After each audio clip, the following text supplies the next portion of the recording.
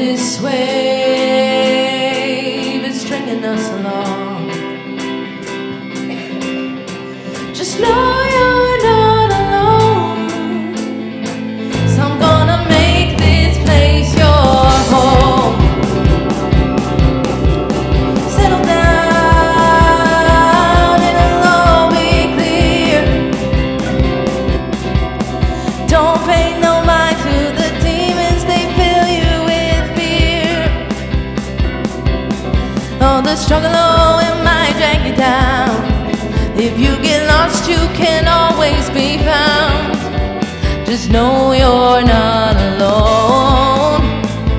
So I'm gonna make this place your home.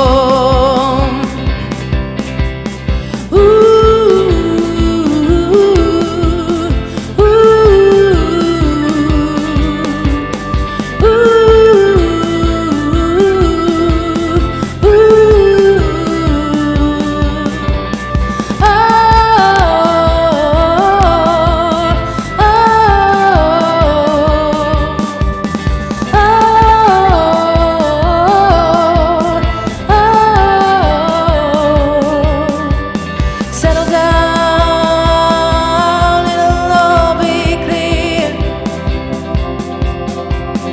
Don't pay no mind to the demons, they fill you with fear. Oh, the struggle, oh, it might drag you down. If you get lost, you can always be found. Just know you're not alone. So I'm gonna make this place your home.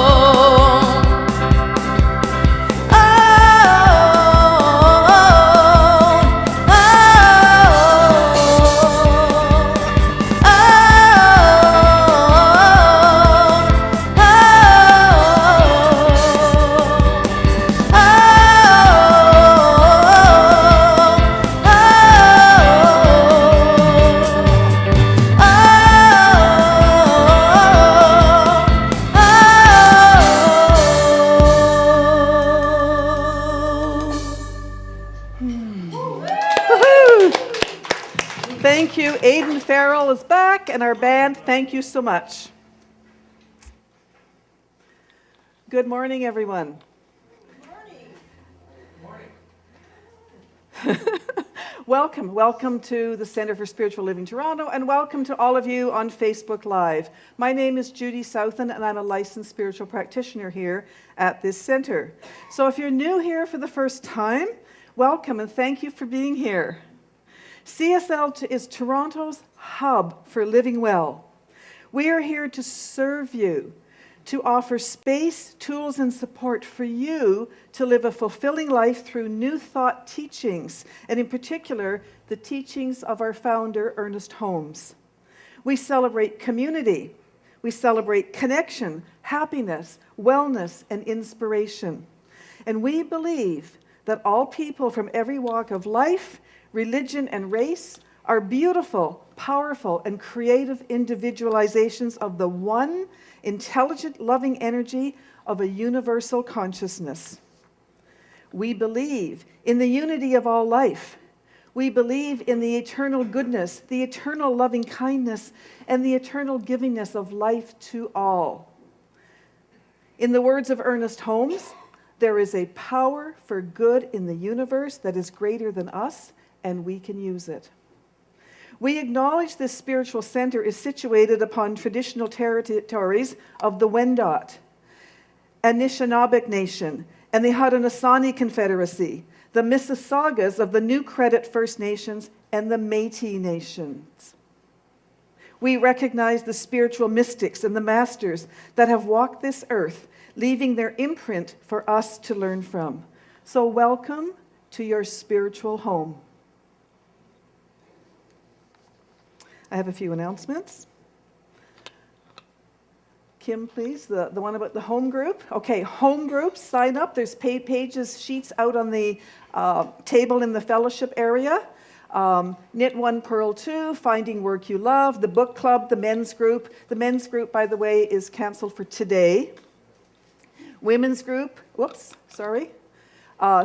online Signs of Mind group. So sign up today. if you wish, the sheets are there for you to sign up. And the next one, Kim. Oh, next Sunday, September 23rd, is this beautiful documentary called Heal. It's $15. It's a wonderful movie, so please come and join us. The Live Well store. 21 Days of Gratitude. Okay, I missed that. Can you go back to that, please? Sorry. 21 Days of Gratitude Challenge is happening. I can barely see the dates. October the 1st to October the 21st. That makes sense. 21 days in October. And that will be online, so you can sign up for that. It's $1 a day. And don't forget our Live Well store. We have a whole lot of products there to nourish your mind, body, and soul. So today happens to be Appreciate Our Volunteers Sunday because we have so many volunteers. And today we have one volunteer that we want to acknowledge for her dedicated service. So where's Linda? Please come up, Linda, and present to our... So Ellen Neal, would you please come to the front? Surprise, surprise.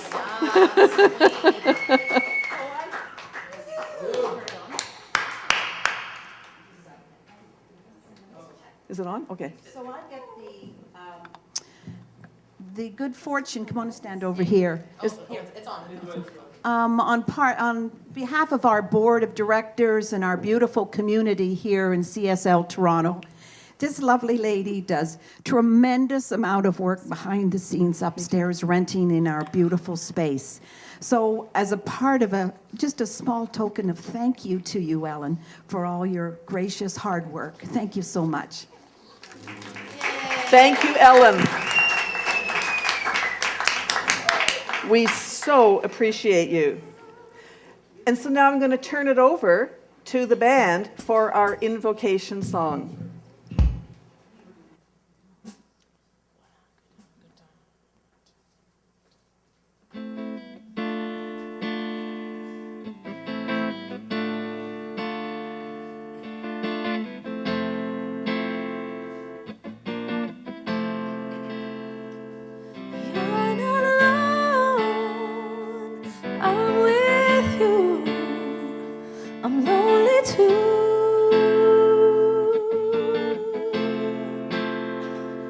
What's that song that can't be sung by two?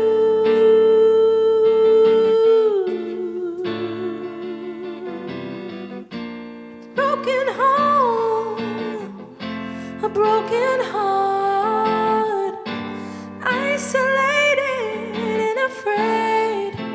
Open up, this is a raid. I wanna get it through to you. You're not alone.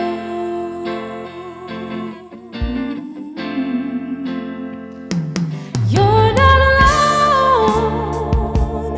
Every night I stand in your place. Every tear on every face tastes the same.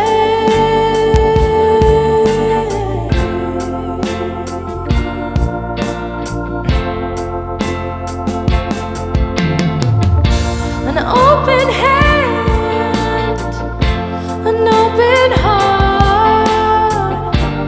There's no need to be afraid. Open up, this is a raid.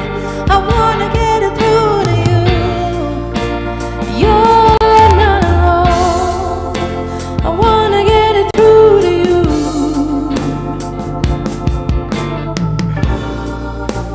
You're not alone. I wanna get it through to you. You're not alone. Yeah. I wanna get it through to you. You're not alone.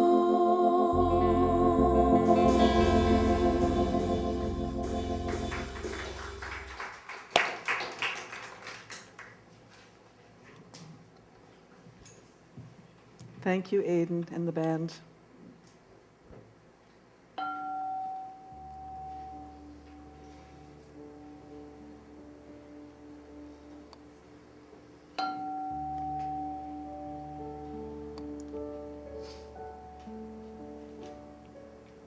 Take a breath. And in this breath, be aware of your heart space.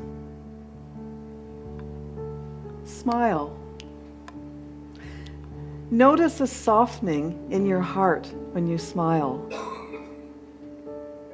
And allow this softening to flow easily through all of you.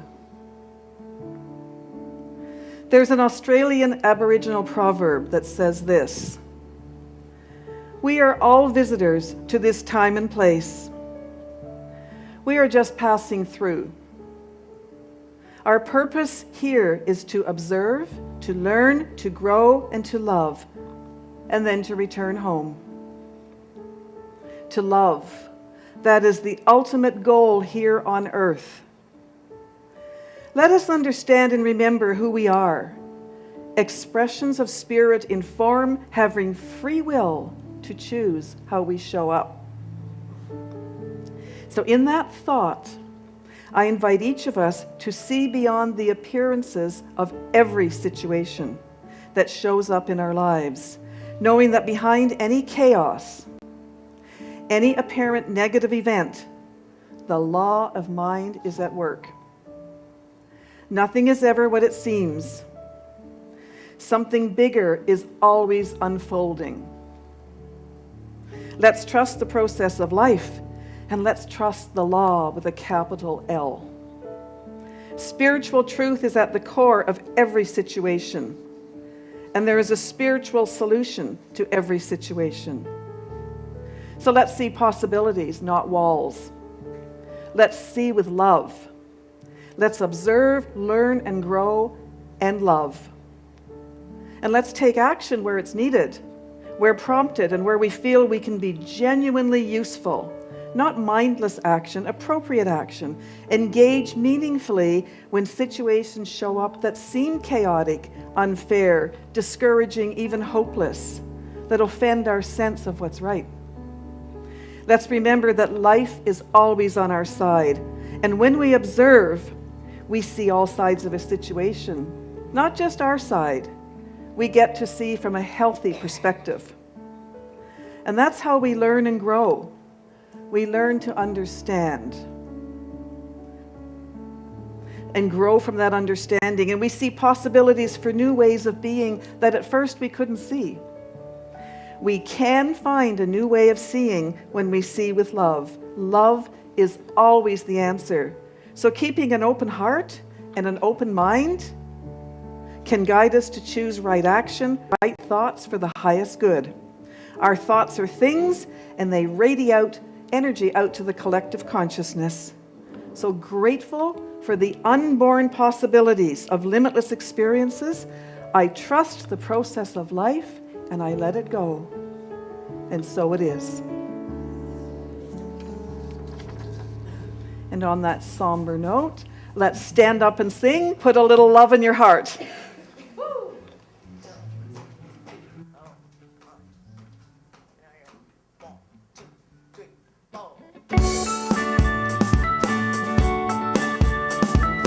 Think of your fellow man, lend him a helping hand.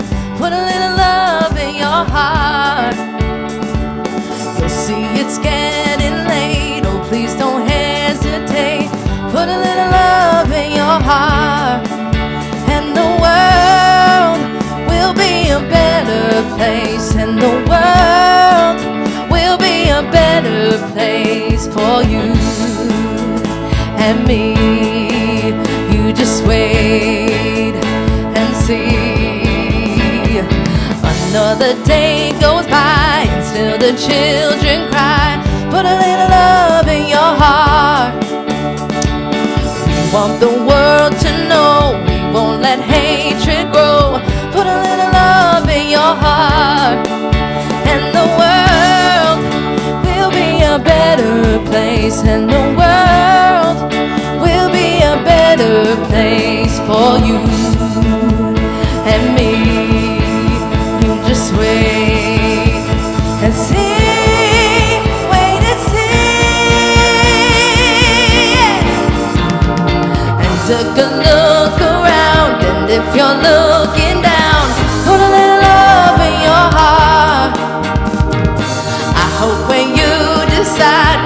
Jesus will be your guide.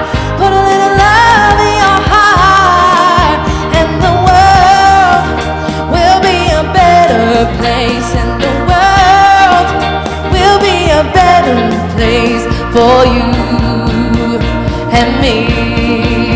You just wait and see. Put a little love in your heart, yeah. Put a little love in your heart, oh yeah. Put a little love in your heart. Put a little love in your heart. Put a little love in your heart. Put a little love in your heart.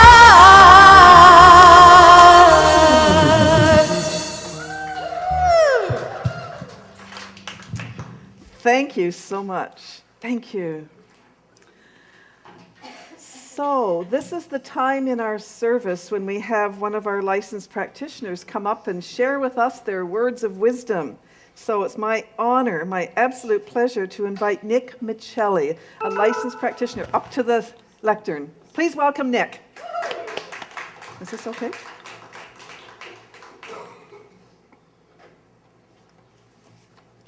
So our theme for the month is Say Yes to Community, and I wanted to talk about a community I've been involved with for coming up to our 20th anniversary this upcoming year. I'm going to start with a quote about music, and you'll see what this has to do with my talk in a moment. To stop the flow of music would be like stopping of time itself, incredible and inconceivable.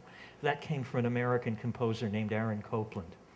In 1999, I've been involved with arts communities, and some people told me they were starting up a choir that was going to be called Common Thread Community Chorus. And there was a lot of enthusiasm behind in the small group that were starting this. They were going to change the world through music and put a song on everyone's lips and sing in a variety of languages. So. And they talked a lot about community. They wanted to make a community in the choir and be part of an extended community and support other communities. Common Thread became a huge focus for me, and I consider it part of my spiritual practice. There's something really, really beautiful and indescribable about doing a vocal warm-up and then singing together with people.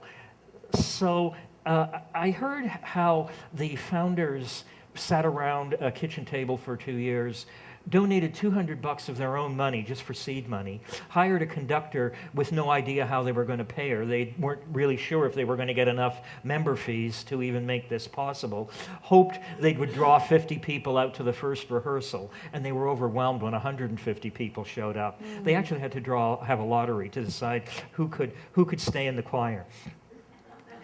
So 2.5 years later, I discovered this center, and I listened to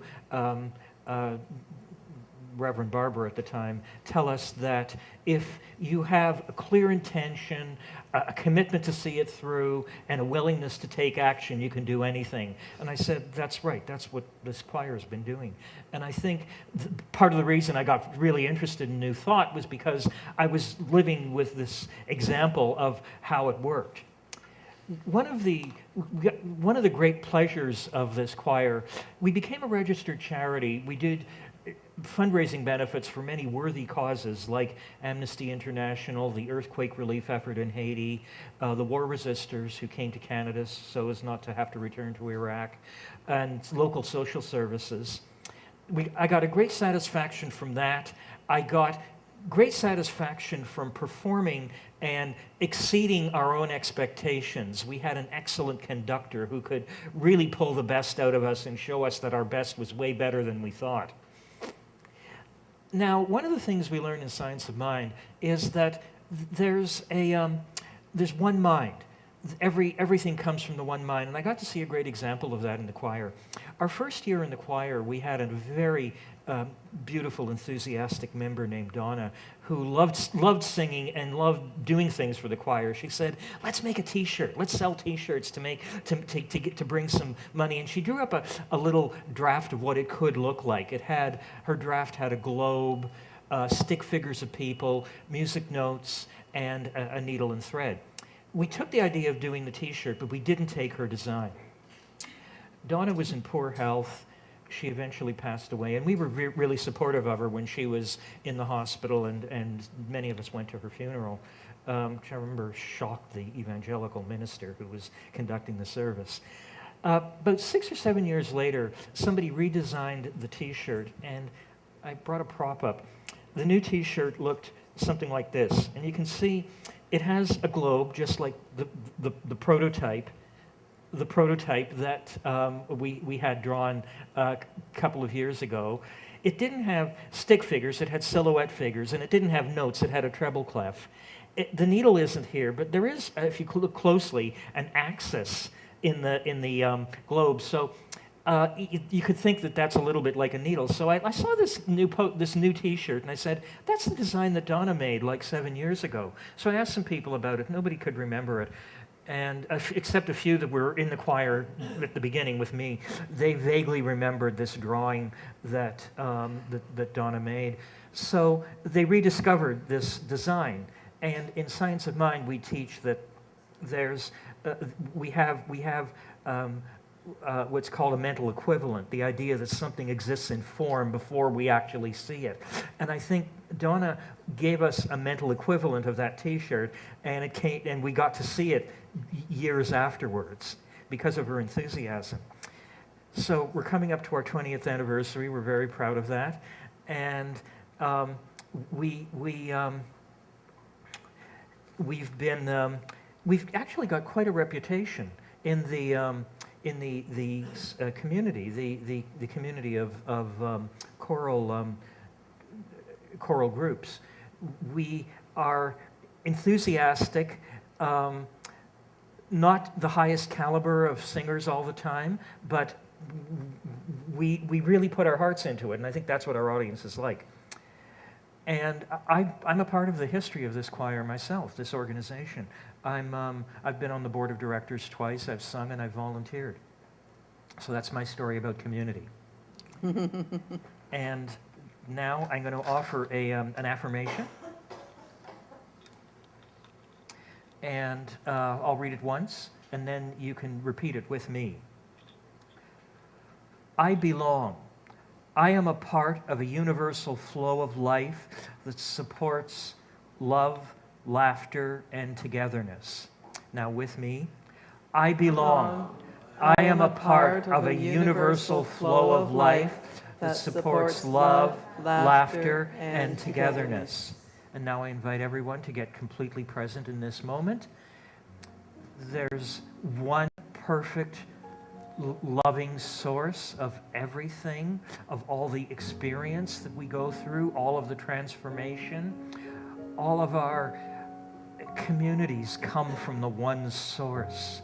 I know that I'm the perfect expression of divine creation, and everyone here is bringing their own intention, their own gift to divine creation. And together, as a group, as a community, we're creating love, support, a vision of how perfect our world could be. I'm grateful for this coming together, the love, the support, the vision, and the individuality of everyone, and all of the things that all of us bring to the community. This is the truth. I feel it in my heart. I release the word to the law. Please join me in saying, and so it is. Thank you, Nick. It was a good story. Thank you so much. Yes, just make sure I have all my pages here. And I've got all of mine. Yeah. And I'll take I would like to turn it over to Aidan Farrell and the band for the feature song. It's an Aidan Farrell original. Yes. Thank you. This song is called If It's Not Up to Us. I wrote it last summer when I was in BC, Vancouver, which is where I'm from. And maybe you've heard that it hasn't been raining a lot and there's been a lot of fires. So last summer, there's smoke. Smoke from the fires comes down into the city, and you can't see the sky, and you can't see the mountains, and it's very, very strange and kind of unnerving. And I wrote the first lyric, Waiting for the Rain to Fall, was kind of inspired by that. And I had the same experience this summer, so that was kind of the impetus for this song. And it's called If It's Not Up to Us.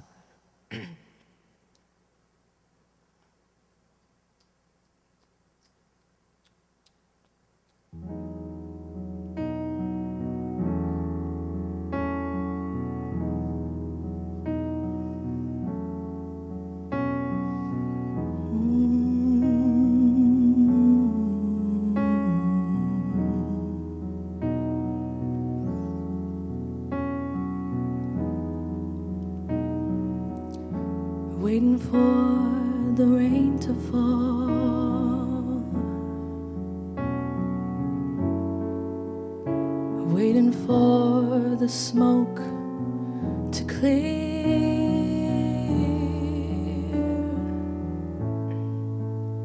sit and wait for a rainbow to appear,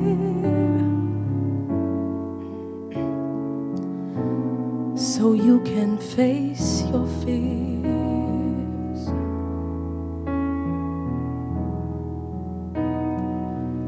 Waiting for a sign to show,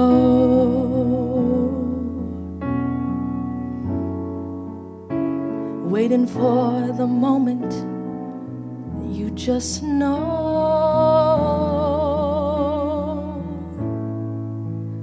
Waiting for the answers as the questions they've grown cold, and your heart's been growing old.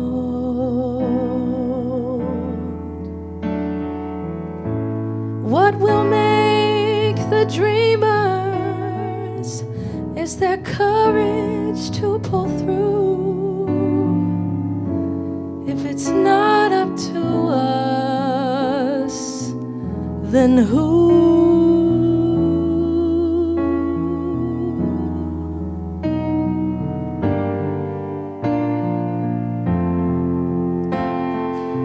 Looking back at what we've done,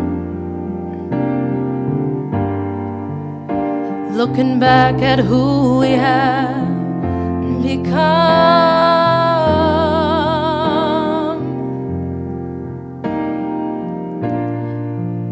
wondering how we got lost while we were living on the run,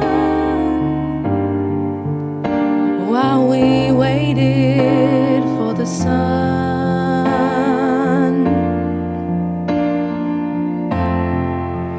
Wondering when the joke is through,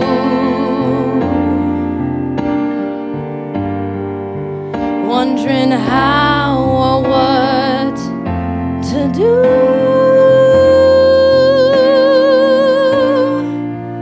wondering how to live right in a world that's oh so cruel, where losing hope is nothing new.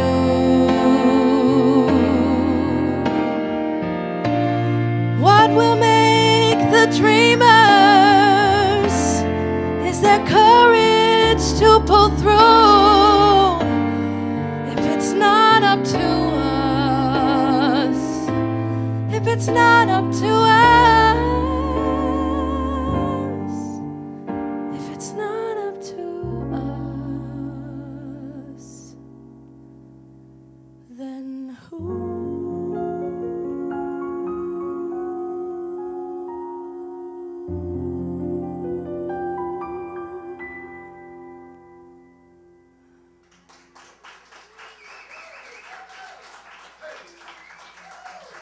Thank you, Aidan. Beautiful, beautiful. I was out in BC in July, visiting my son, and they live in the eastern corner, southeastern corner of BC, and they were okay, but it was hard to breathe. They have 2 kids, and they couldn't even go outside for a while. It's really shocking. It's really shocking. So, take a moment and ask yourself this. Do I really believe that we are all connected? Do I really believe that we belong to each other? Do I feel it? And do I know it? And do I live it? And you know, it's pretty easy enough to forget. One can understand if we do forget. We've got a lot of distractions competing for our attention these days. So feeling connected to everyone might not be a thought that's top of mind. Now, we hear all the time about how we're connected. It seems that everyone has given us this same message for eons. From ancient Rome, Native North Americans, the mystics, famous authors, to scientists, and to yesterday's and today's spiritual leaders. Why, the author Herman Melville said, "We cannot live only for ourselves. 1,000 fibers connect us with everyone." And over 2,000 years ago, Cicero in ancient Rome said, "We were born to unite with all people and to join in community with the human race." Yes, he said yes to community 2,000 years ago. So this idea has permeated human life for a very long time. Now, while I was looking for ideas for this talk today, I always find somebody new, and I found this brilliant mind named Peter Russell. Maybe you've heard of him, but I hadn't. He wrote The Global Brain, and he talks about our planet and the early astronauts. He says, for the astronauts, the sight of our planet shining in the blackness of space was an absolutely profound experience. And one of the astronauts who walked on the moon described his view of the Earth as an experience of instant global consciousness. And he said this. It was probably Edgar Mitchell, because I know he's a member of IONS. "When you are up there, you are no longer an American citizen or a Russian citizen. Suddenly all those boundaries disappear, and you're a planetary citizen." Now that's global community thinking. So Peter Russell, in his Global Brain video, says, we are all in this together. We are all connected. We are all part of a global consciousness field. And our New Thought mystic, who we read here in the Science of Mind tradition, Ralph Waldo Emerson, believed that all creation is one, and that people should try to live a simple life in harmony with nature and others. And you know how I love Greg Braden. I couldn't leave him out. He says, we live in a world where everything is connected. We can no longer think in terms of us and them. Today, it's all about we. And he talks about what he calls the divine matrix, which he says is a great field of intelligent energy that connects all things in existence. But do we really believe that we are connected? Are these just words that we intellectualize? Do we really and truly embody this idea?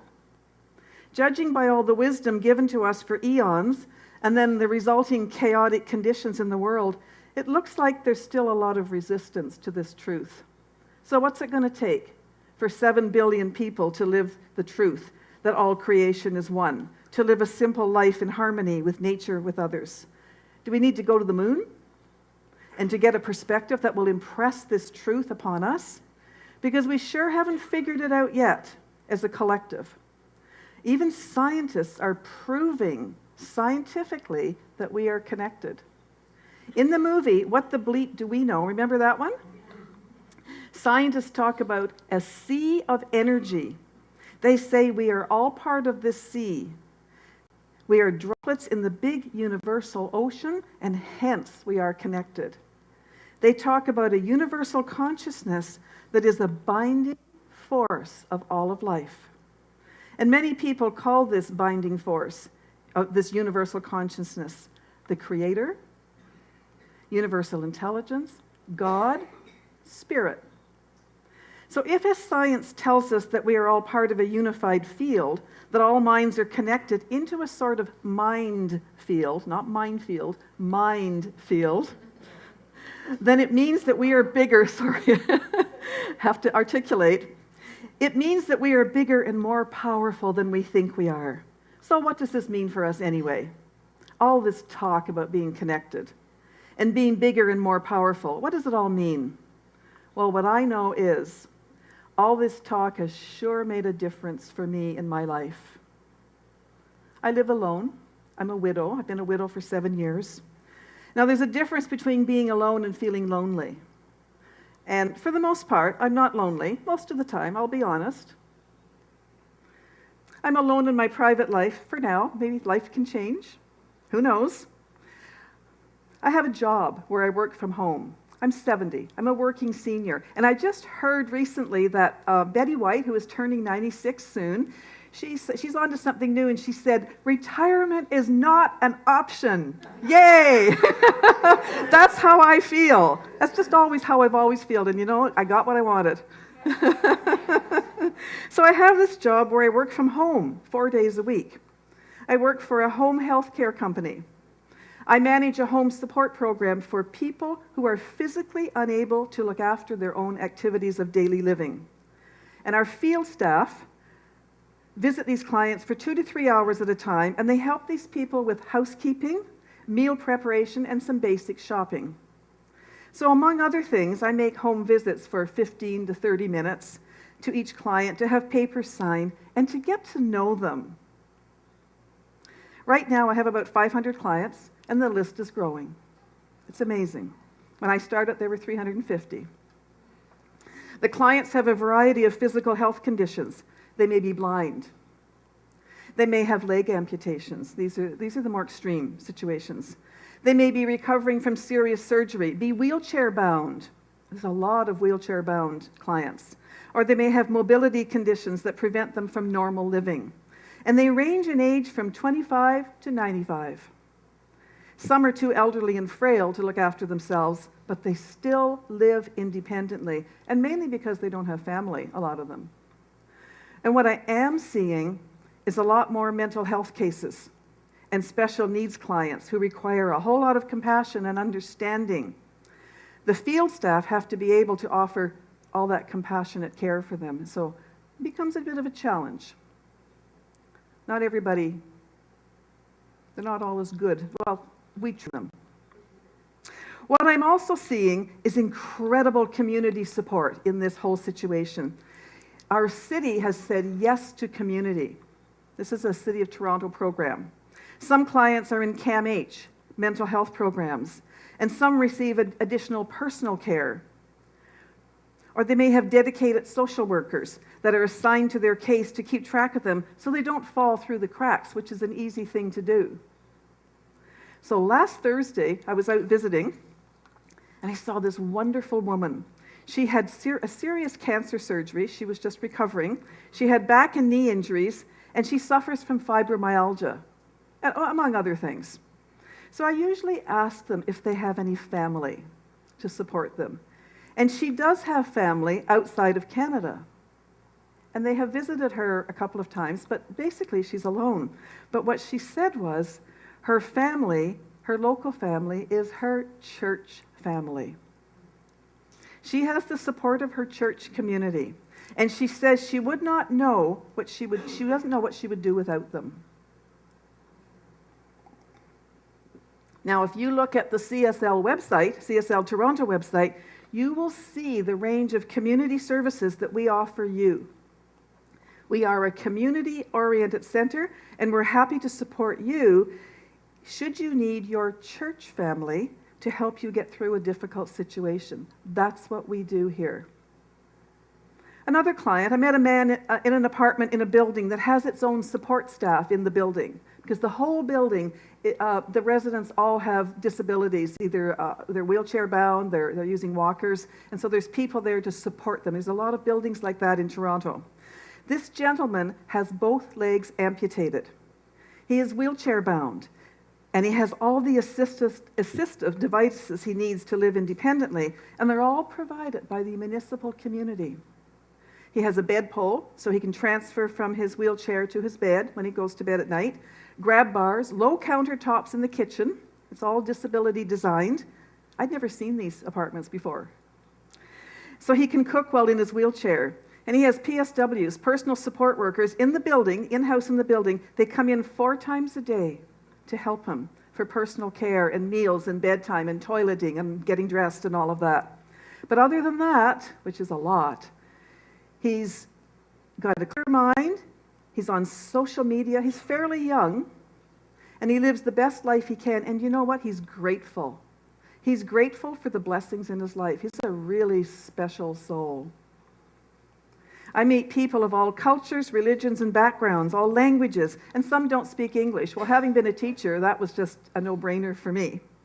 As a former teacher, it just wasn't hard for me. I've always been able to communicate with people who didn't speak the language that well. There's always a way to communicate. And sometimes I arrange for a family member or a social worker to be present.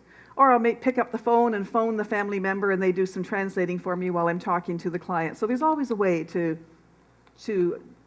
accomplish something. There was another man I met, actually this was last week, it's still fresh in my mind. He was from Afghanistan. He's in his 50s.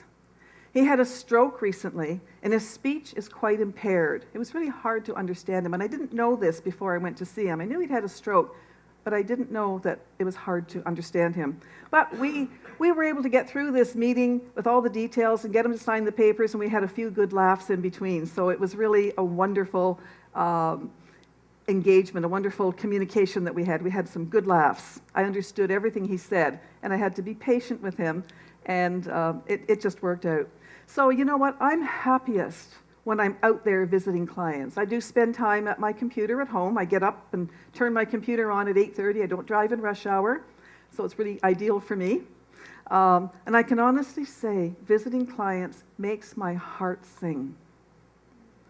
When I was my husband's caregiver, when he had dementia, I did some training in dementia care using a Montessori approach. And it's a person-centered way rather than a clinical approach. And I learned to literally see the person behind the dementia. So I taught these methods to other family members who have a loved one with dementia, and I taught volunteers in teaching sessions, along with some other strategies in communicating with people with dementia to meet their needs better. I volunteered in long-term care for about 8 years, even after my husband died. I learned to love being with people with dementia. I didn't at first. At first I was, oh no, this is really shocking, but I just learned to love being with them. I loved making eye contact and smiling at each of them and watching their responses and experiencing their responses. It's the same with my current clients. I see who they really are. I see the person behind their condition. And being a practitioner, this has made this an easy thing to do. Knowing we're all connected to each other's souls makes it easy for me. It's so amazing when I make eye contact and smile and listen, even when someone has a complaint, and there's a few of those. Engaging with them makes a difference. They feel seen and listened to, and that's what they need. So we're really fortunate in this city to have a wide range of community support for our vulnerable. The need keeps growing. There still isn't enough, but we've come a long way.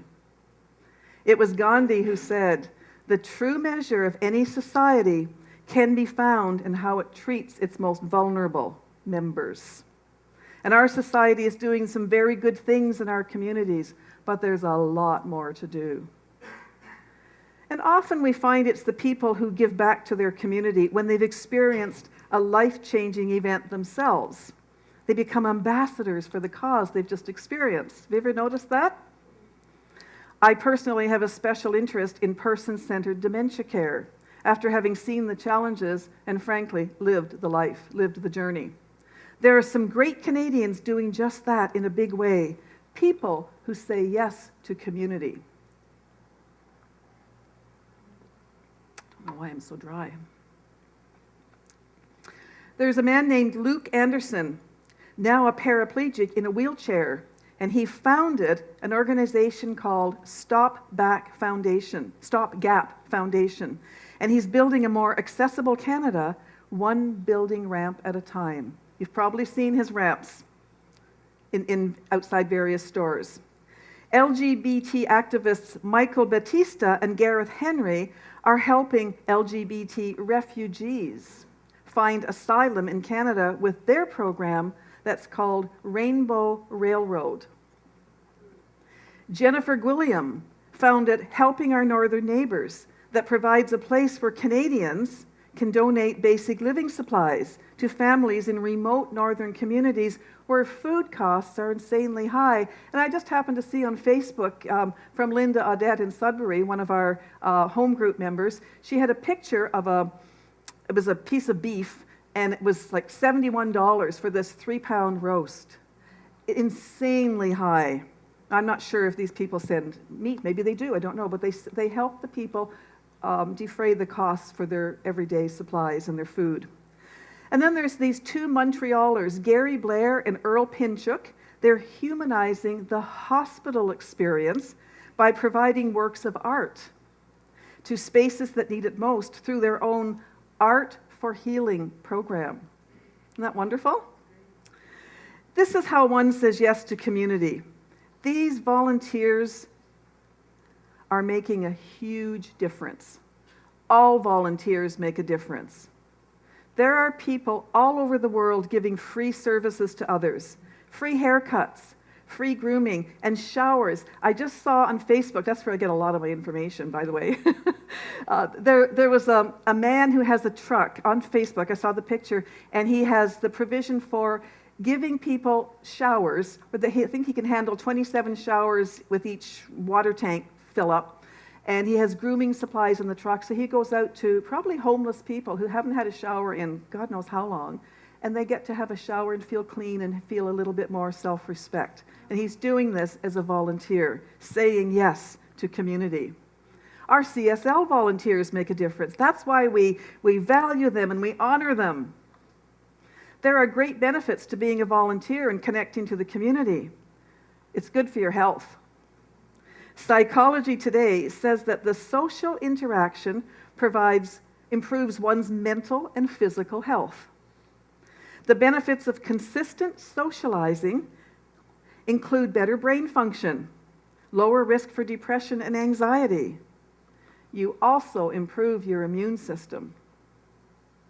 It increases one's overall life satisfaction and helps you feel good about yourself because you're helping. It gives one a chance to give back to the community and make a difference to the people around them. That's what those great Canadians that I mentioned are doing. And there were a whole lot of them. I just gave you 4.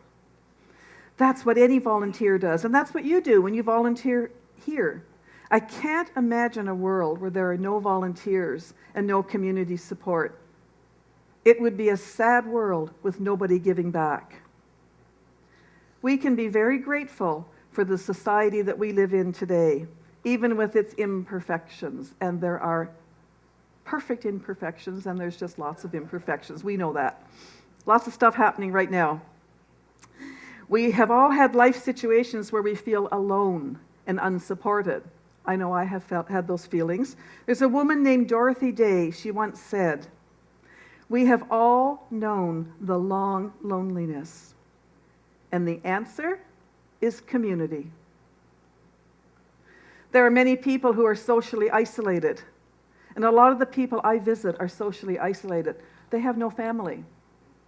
And I meet other people who belong to a particular culture, and they look after their own. It's really amazing to see.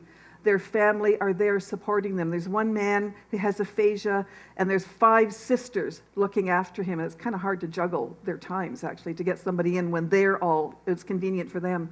But there's 5 sisters looking after this one man. They're so dedicated to their families. And then there's others with no family at all. They are alone and socially isolated.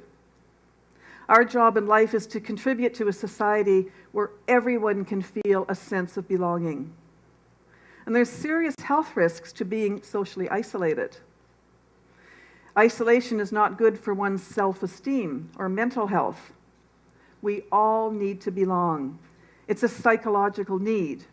And if you look at Maslow's chart of human needs, it's right smack in the middle, from security and food and shelter and all that, to belonging, and then to being fulfilled and being the best you can be. It's right in the middle. We all need to belong.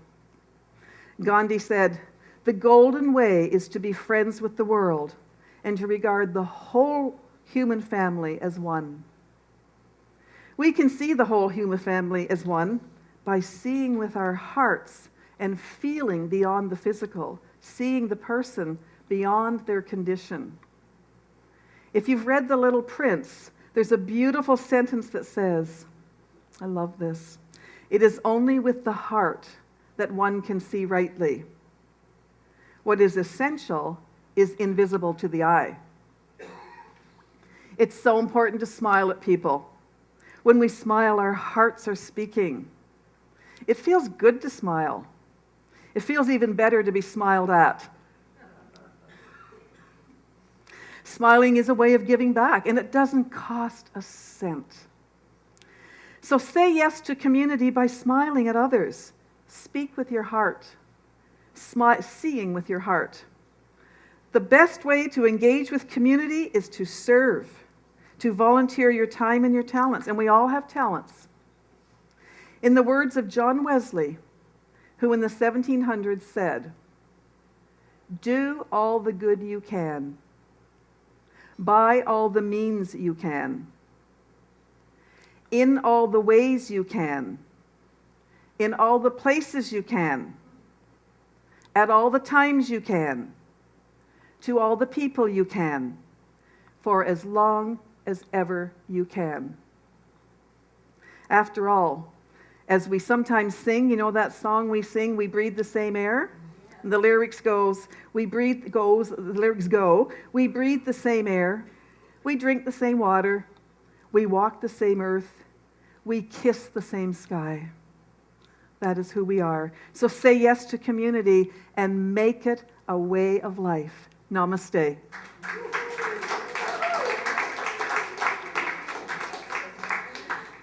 And so the band is coming to the front here, and this is the time when we take out what we have to offer the center in the way of a donation, a monetary donation, which we need to keep this place going. We are grateful for everything that you have to give us, and we're going to sing "Circulate" as the baskets go around.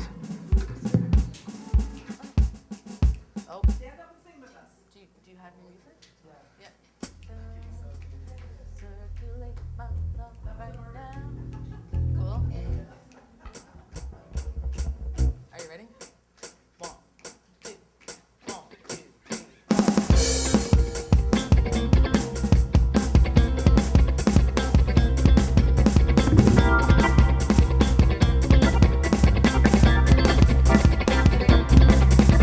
Circulate my love right now. I circulate my love. Circulate my love right now. I circulate my love. Circulate my love right now. I circulate my love. Circulate my love right now. I circulate my love.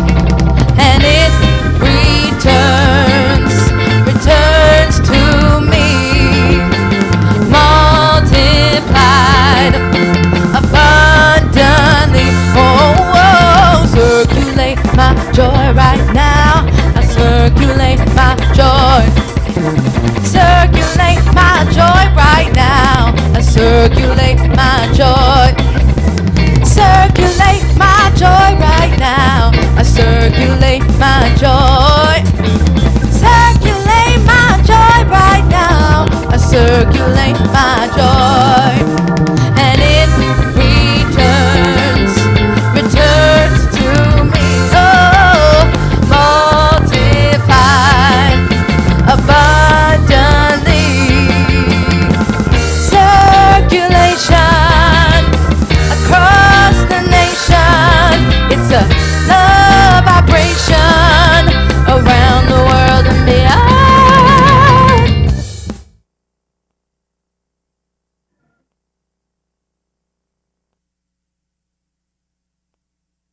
I'm grateful for the abundance of the universe to make all of this prosperity possible, and I'm grateful that we use it as well as we do to create community.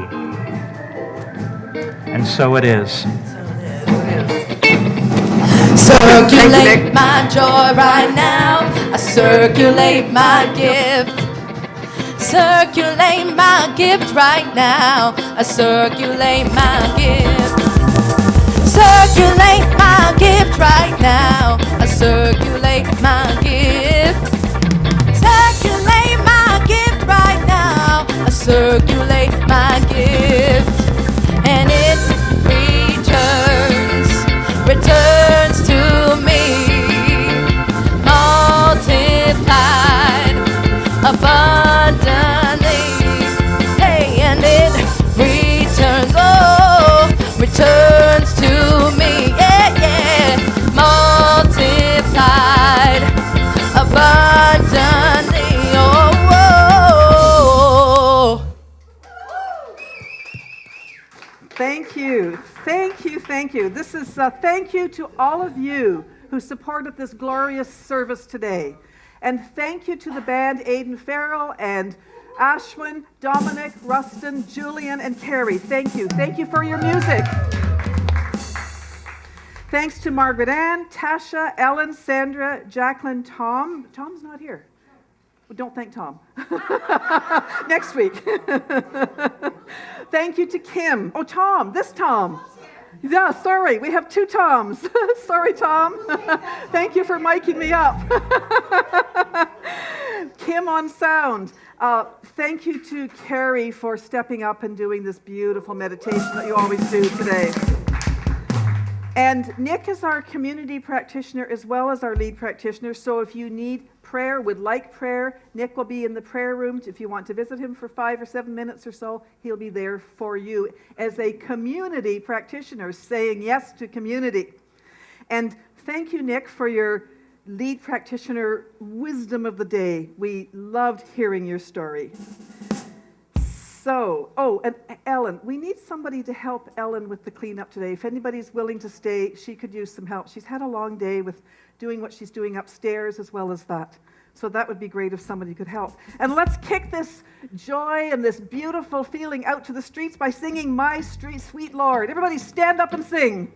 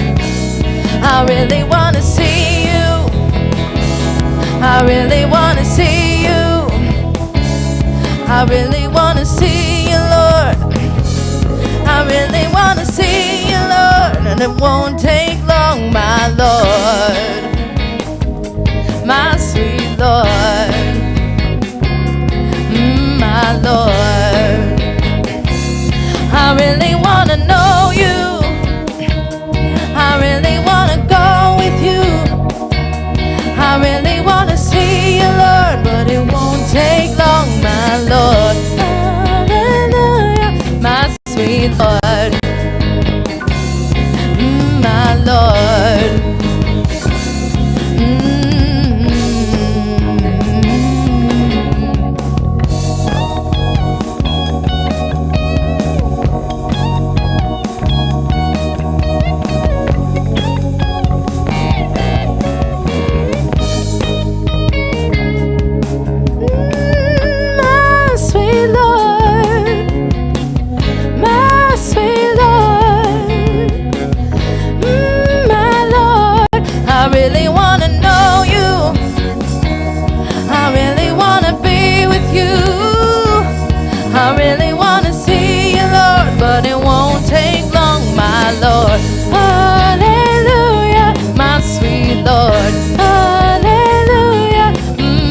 Lord, my sweet Lord, my sweet Lord, my sweet Lord, my sweet